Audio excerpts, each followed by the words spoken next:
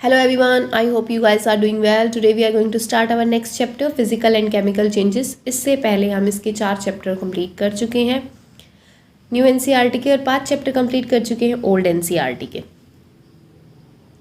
तो शुरू करते हैं आज का अपना chapter, that is physical and chemical changes. सबसे पहले हमें चैप्टर की हेडिंग क्लियर होनी चाहिए।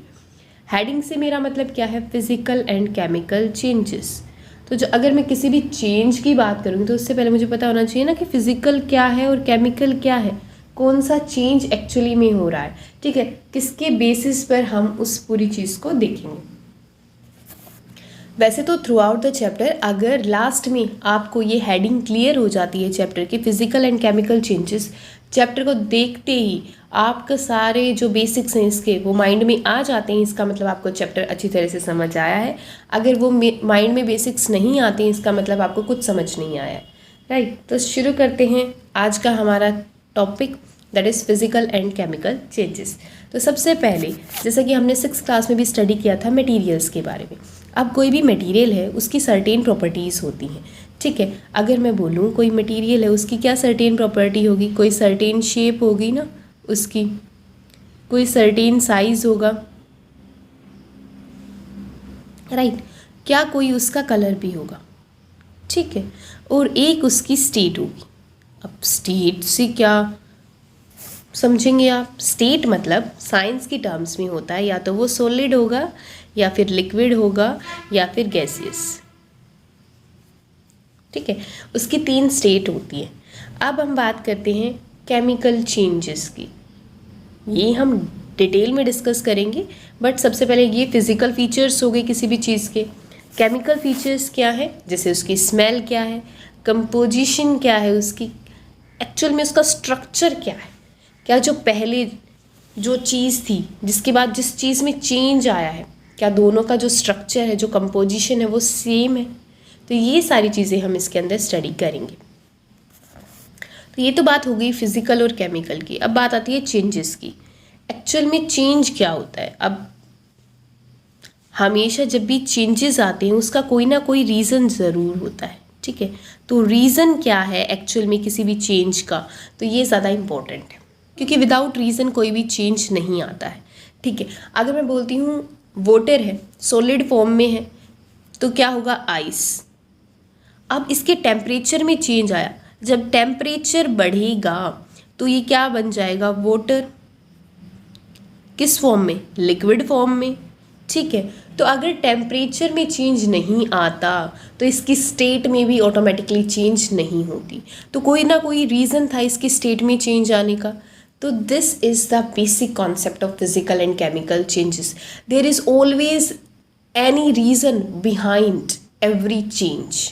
कोई भी चेंज आता है उसके पीछे कोई ना कोई रीज़न होगा। अब वो चेंज रिवर्सिबल भी हो सकता है, इरिवर्सिबल भी हो सकता है। अगर वो फिजिकल चेंज है तो वो रिवर्सिबल होगा, अगर वो केमिकल चेंज है तो वो इरिवर्सिबल होगा।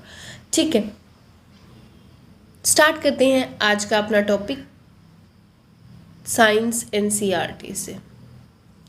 तो as you know we are reading NCERT line by line. तो एक एक वर्ड को हम अच्छी तरह से पढ़ते हैं, उसके मीनिंग में डीप में जाते हैं, यही ज़्यादा इम्पोर्टेंट होता है। Every day you come across many changes in your surrounding. अब आपको पता है एवरी डे मतलब डेली। ठीक है, स्टार्ट करते हैं जैसे कि सिंपल एग्जाम्पल वाटर से। जैसे कि आपको पता है वाटर की 3 फॉर्म में एग्जिस्ट करता है, 3 स्टेट में एग्जिस्ट करता है, solid, liquid and gas. Solid में वो आइस की फॉर्म में है, लिक्विड में वो वाटर की फॉर्म में है, एंड गैसियस फॉर्म है उसकी स्टीम। ठीक है, तो एवरी डे जब भी हम पानी गर्म करते हैं तो स्टीम की फॉर्मेशन होगी। हम उसको फ्रीज़र में रख रहे हैं तो फ्रिज में रख रहे हैं पानी को, तो आइस की फॉर्मेशन होगी। तो ये सारे चेंजेस हैं जो हम डेली देखते हैं। इसके साथ साथ और भी बहुत सारे चेंजेस हैं। जैसे अगर मैं बोलूँ मुझे नींबू पानी बनाना है, ठीक है, तो उसमें हम क्या करेंगे? या फिर शुगर को डिज़ोल्व करते हैं वाटर के अंदर। ठीक है, कोल्ड ड्रिंक बनाने के लिए, शुगर सॉल्यूशन बनाने के लिए। अब और एक जो सुबह सुबह उठते ही जो सबसे मेन एग्जाम्पल होता है वो होता है कर्ड का। ठीक है, कैसे कर्ड बनती है मिल्क से। तो ये सारे एग्जाम्पल है ना। ठीक है। अब इसमें ये हो सकता है कि एक चीज़ इन्वॉल्व हो, जैसे कि मैंने बात की वाटर की, ठीक है, या एक से ज़्यादा चीज़ भी इन्वॉल्व हो सकती हैं, जैसे मैं बात करूँ शुगर सॉल्यूशन की या फिर मैं लेमन वाटर की बात करूँ, तो कुछ भी हो सकता है, ठीक है। For example your mother may ask you to dissolve sugar in water to make a cold drink, making a sugar solution is a change. Obviously पहले शुगर थी और वाटर थे अलग अलग, अब जब आप दोनों को मिक्स कर देते हैं तो वो एक सोल्यूशन बन गया, तो वो अलग हो गया। आप हमेशा ये बात का ध्यान रखिए, चेंज होता है पहले वाले से अलग, ठीक है।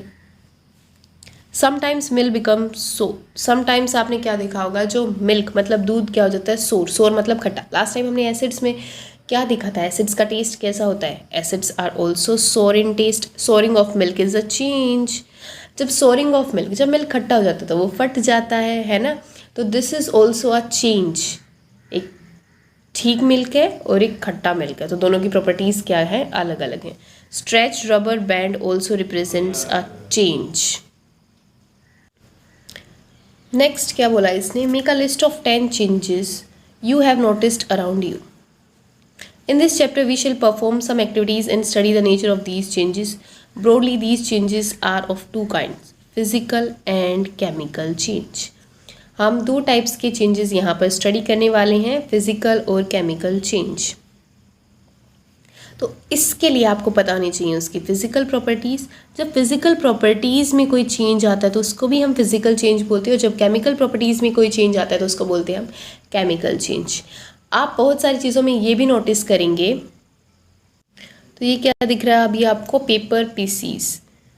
पहले पूरा कंप्लीट शीट थी, उसके बाद उसको पीसीस में कन्वर्ट कर दिया गया है। Physical changes, activity 5.1, cut a piece of paper in 4 square pieces. जैसा कि आपने देखा, पहले एक कंप्लीट पीस ऑफ पेपर लेना, उसके 4 भाग कर देने हैं। Cut each square piece further into 4 squares, अब हर एक को फिर से 4 भाग कर देने हैं। Lay these pieces on the floor or a table so that the pieces acquire the shape of the original piece of paper. Obviously, you cannot join the pieces back to make the original piece, but it is there a change in the property of the paper.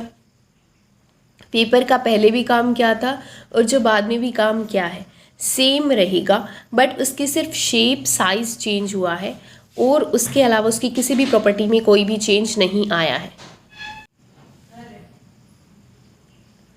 Collect the chalk dust lying on the floor near the chalkboard in your classroom. Or crush a small piece of chalk into dust. ठीक है, पहले आपको एक चौक लेना है, ठीक है, उसको क्रश कर दीजिए या फिर जो क्रश्ड चौक है उसको कलेक्ट कर लीजिए।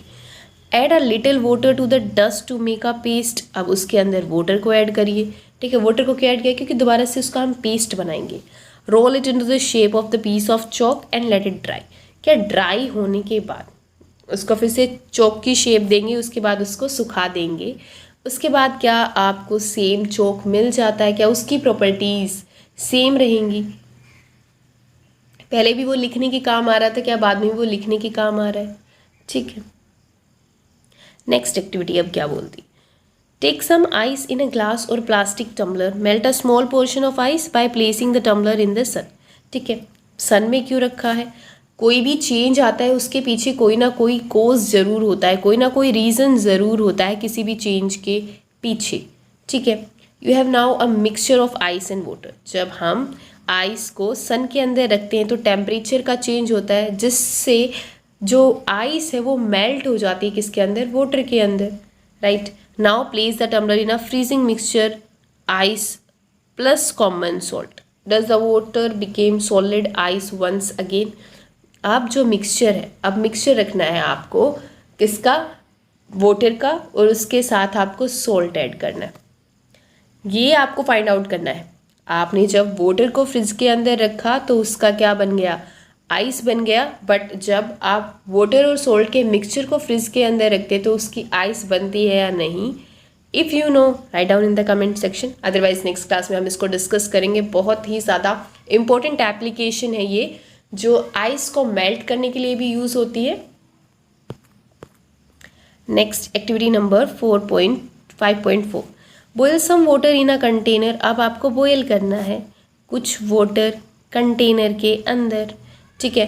Do you see the steam rising from the surface of water, जैसे कि आप डेली यूज़ में देखते होंगे जब भी आप मैगी के लिए पानी उबालते हैं या फिर चाय के लिए उबालते हैं पानी, तो उसके बाद क्या होता है, उबलने के बाद उस पानी में से क्या स्टीम निकलती है, भाप निकलती है बाहर।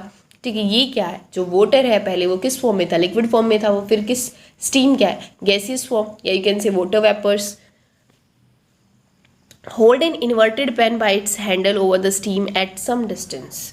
ठीक है, अब है ना उस कंटेनर को आप या तो ढक दीजिए या उससे थोड़ा सा ऊपर कोई ना कोई आप क्या लीजिए, कवर लीजिए।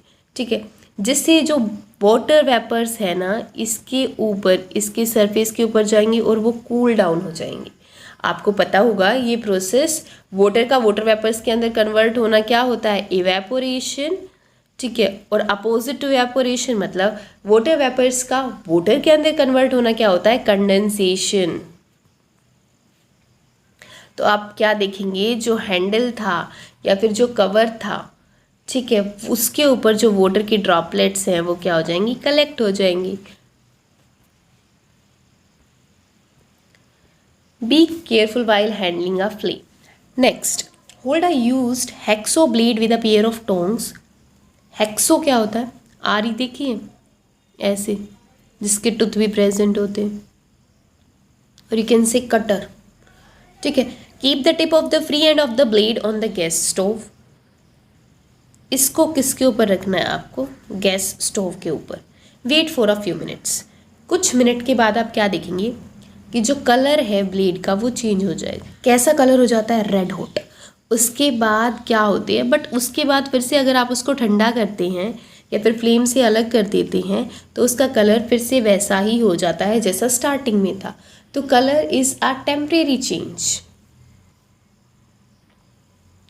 Does it get back to its original position? Yes, obviously. Original color, you can say that. In activities 5.1, 5.2 above, आपने क्या देखा, जो पेपर हैं and a piece of chalk underwent changes in size. उनके साइज में change आया but properties में कोई चेंज नहीं आया। और जो दूसरी एक्टिविटीज़ हैं 5.3 और 5.4, उसमें आपने क्या देखा, वाटर चेंज्ड इट्स स्टेट, उसकी स्टेट में चेंज आया, मतलब शेप में चेंज आना, साइज में चेंज आना, स्टेट में चेंज आना, solid to liquid and from gas to liquid. Activity 5.5 में आपने देखा हेक्सो ब्लेड है, चेंज्ड कलर ऑन हीटिंग, और उसके कलर में चेंज आया। तो properties such as shape, size, colour and state of a substance are called physical properties. तो फिजिकल प्रॉपर्टीज़ की डेफिनेशन आपको पता चल गई, वो प्रॉपर्टीज़ जो shape, size, colour and state किसी भी सब्सटेंस की, उसको बोला जाता है उसकी फिजिकल प्रॉपर्टीज़। राइट, फिजिकली वो कैसे प्रेजेंट है, क्या क्या उसके फीचर्स हैं, that are called as physical properties. आप इसको याद कर सकते हैं SSSC से। ठीक है, state, size, shape and colour. A change in which a substance undergo a change in its physical properties. जब चेंज, कोई भी परिवर्तन होता है या कोई भी बदलाव होता है किसी की फिजिकल प्रॉपर्टीज़ के अंदर, तो उसको बोला जाता है physical change. A physical change is generally reversible. मतलब क्या है कि कुछ फिजिकल चेंज इरिवर्सिबल भी होते हैं। ठीक है, in such a change no new substances formed. कोई नई सब्सटेंस नहीं बनती है इसके अंदर। अगर मैं बात करूँ तो फॉर एग्जाम्पल, जैसे कि हमने पेज को कट किया था, तो इससे क्या, वो पेज तो रहा बट उसकी शेप चेंज हो गई, साइज चेंज हो गया। ठीक है, तो नई सब्सटेंस की तो फॉर्मेशन नहीं हुई ना, राइट।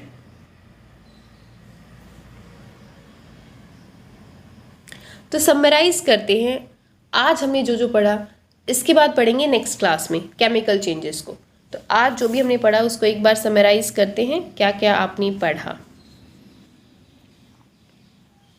सबसे पहले हमने देखा कि फिजिकल चेंज के बारे में। फिजिकल चेंज क्या होता है, फिजिकल चेंज होता है फिजिकल प्रॉपर्टीज़ में चेंज आना। फॉर एग्जाम्पल, इसके बहुत सारे एग्जाम्पल देखे हमने। ठीक है, और इसके फीचर्स क्या है, हम किसी भी चीज़ का फिजिकल चेंज कैसे बताएंगे कि ये फिजिकली चेंज है। ठीक है, तो कोई भी नई सब्सटेंस की फॉर्मेशन नहीं होगी, या तो उसकी शेप में चेंज होगा, साइज में या कलर में। ठीक है, बट न्यू सब्सटेंस की फॉर्मेशन नहीं होगी। ये टेम्परेरी चेंज होगा, ठीक है, a physical change can be easily reversed. Very little energy और हीट इज आइदर एब्जॉर्ब्ड और evolved in a physical change. Heat या एनर्जी बहुत ही ज़्यादा कम अमाउंट में चाहिए. ठीक है, are temporary changes colour may take place in a physical change. I hope these properties we have studied far on. अब नेक्स्ट हमें इसके एग्जाम्पल्स देखने होते हैं जो ज़्यादा इंपॉर्टेंट होते हैं, जैसे melting of ice, freezing of water, boiling of water, condensation, ठीक है, evaporation, conversion of chalk stick into dust, chalk dust, right. उसके बाद इसका अपोजिट, तो हर एक चीज़ का उल्टा भी होगा. ठीक है, because they are temporary changes and they are reversible. ठीक है, dissolving of sugar in water, कोई भी आप सॉल्यूशन बनाते हैं, glowing of an electric bulb, right. Stretching of rubber band, stretch करने के बाद क्या, एक बार तो उसका साइज़ चेंज हो रहा है, ठीक है, उसका साइज़ इंक्रीज हो रहा है, बाद में वो वापस से वैसा हो जाएगा. ठीक है, तो ये सारे जो चेंजेस हैं आप देखेंगे, जो इसका बेसिक जो कंपोजिशन है ना, वो starting object and resulting object में क्या रहेगी, similar. I hope this is clear. मिलते हैं नेक्स्ट क्लास में नेक्स्ट टॉपिक के साथ, केमिकल चेंज. एंड तब तक के लिए आपको क्या करना है, you have to observe almost every changes which have taken place daily और every day in your life. ठीक है, आपको एटलीस्ट उसको देख के ये सोचना है कि ये फिजिकल चेंज है या केमिकल चेंज है, और what is the cause of this change, because cause is very important. Without cause there is no change. हम पढ़ाई भी क्यों कर रहे हैं, क्योंकि हमारे काम आने वाली है, इसलिए पढ़ रहे हैं. विदाउट एग्जाम, अगर मेरा एग्जाम ना हो तो क्या मैं पढ़ाई करूँ. तो हमेशा देयर इज़ ऑलवेज अ कोज. मिलते हैं नेक्स्ट क्लास में नेक्स्ट टॉपिक के साथ, दैट इज़ केमिकल चेंजेस.